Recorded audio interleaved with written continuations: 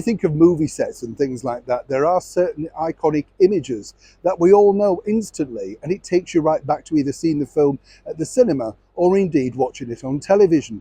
You know the sort of things I mean. The very famous Blue Door, for instance, in Notting Hill, that Hugh Grant and Julia Roberts met at.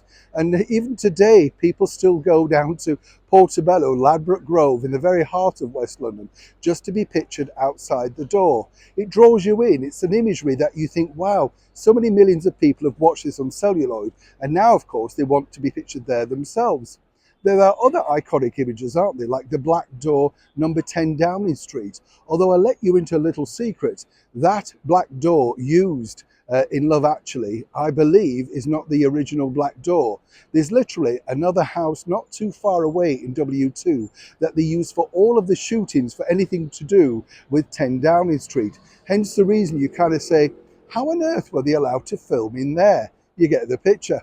But of course, it's iconic images that do make up a lot of the film fun. Now, this particular image, for many people, will, well, sum up a lot of great memories. It is the very gorgeous George Lazenby, who for a brief period in the late 1960s was James Bond, 007, the man that got to marry the very gorgeous Dame Diana Rigg, and of course a bevy of beauties, including Jenny Hanley and none other than the national treasure, Joanna Lumley. Yes, that movie was packed with beautiful girls, as all Bond movies are, let me point out. I've been lucky enough to meet quite a few Bond girls in my time. Yes, they're all very savvy ladies. No wonder James couldn't get his own way. But this particular shot of Mr. Lazenby on Westminster Bridge, leaning on the infamous lamppost, well, so many people have been trying to get the very same picture and wondered exactly what happened to said lamppost. Well, the good news is it's coming back. You see, it was taken away due to needing repairing, but it's taken longer than apparently, well, they first thought. TfL, Transport for London, now say all the parts have been gathered. I mean, how hard can it be? I know. But all the parts have now been gathered and the repair work is currently underway.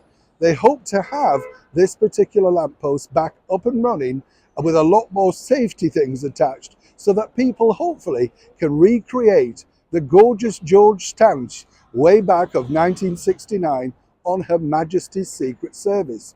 And by the way, this was just a bit of a gimmicky shot, something that George came up with himself, you know. He was a very clever man, a former model. He knew exactly what made a good picture.